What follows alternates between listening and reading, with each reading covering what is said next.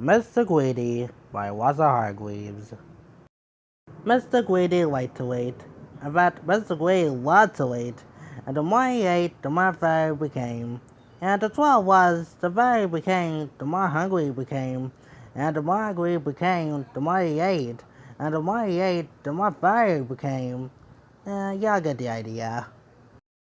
Mr. Greedy lived at a house that looked kind of like himself. It was a Royal Polish house. One morning, Mr. Greedy awoke rather earlier than usual. He was dreaming about food, as usual, and that made him wake up very hungry, as usual. So he got up, went downstairs, and had the most enormous breakfast. This is what Mr. Greedy had for his breakfast: toast, 2 slices, cornflakes, 1 box, milk, 1 bottle, sugar, 1 bowlful, toast, 3 slices, eggs, 3 boiled, toast, 4 slices, butter, 1 dish, marmalade, 1 pot, toast, 6 slices? And when he finished his enormous breakfast, Mr. Greedy sat back in his chair, smiled a satisfied smile, and thought, "Ooh, that was a delicious breakfast," he thought to himself. "Now, I wonder what we nice have for once." So Mr. Greedy decided, in order to wake up an appetite for once, he would go for a long walk. That morning, Mr. Greedy walked and walked and walked, then discovered a cave. "That's funny," he thought. "I don't remember seeing a cave here before." So, Mr. Greedy, being a curious guy, decided to explore. He entered the cave, and inside, he discovered some giant steps leading upwards. Mr. Greedy, being a curious guy, decided to climb them. They were very steep and very difficult to climb, but with much huffing and puffing, Mr. Greedy went up and up and up.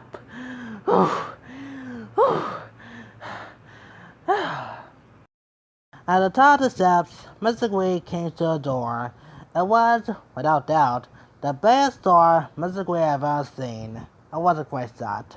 Mr. Greedy, again being a curious guy, decided to see what was on the other side of that door.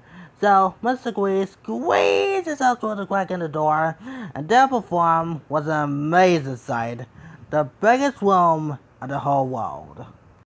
The floor was as big as a field, and the table in the middle of the floor was as big as a house, and the stairs around were as high as the trees. Mr. Greedy felt very small. Then he sniffed. Coming from somewhere up on top of that gigantic table was the most delicious fruity smell that Mr. Greedy had ever smelled. Mr. Greedy sniffed again and decided that he had to get off that table. So he began to climb up that leg of the enormous chair. It was very difficult and it took him a long time, but eventually Mr. Greedy stood on the table. Everything was so larger than life. The size of the power pots was about as big as power boxes. There was a ball of flour on the table, and Mr. Greedy tried to lift one of the oranges. And Mr. Greedy, being Mr. Greedy, took a bite out of one of the apples there. Then he looked around. Over on the other side of the table stood the source of that delicious smell. It was a huge, enormous, gigantic, colossal plate. And on the plate, there were huge, enormous, gigantic, colossal sausages the size of pillows, and huge, enormous, gigantic, colossal potatoes the size of baseballs, and huge, enormous, gigantic, colossal peas as the size of cabbages. Mr. Greedy crawled across the table and being himself began to eat. Oh, this is so good, yeah!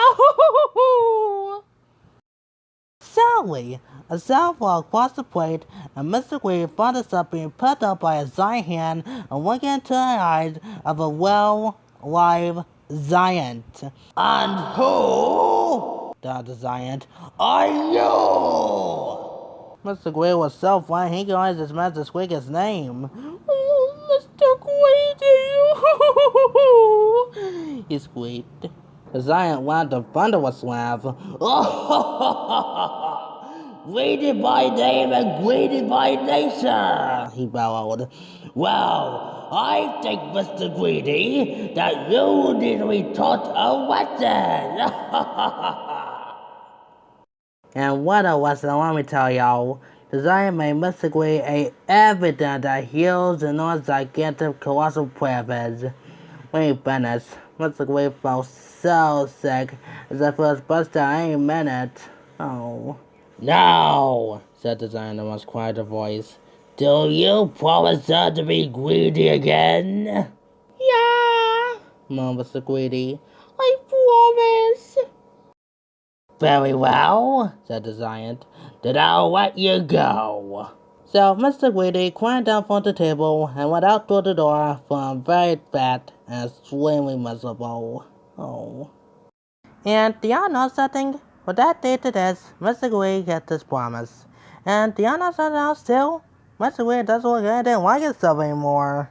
It looks like this now. I think it looks good that way. So, if y'all know anybody who's as greedy as Mr. Greedy used to be, so, you know what to tell them, don't ya? Beware of giants. And I'll let you go.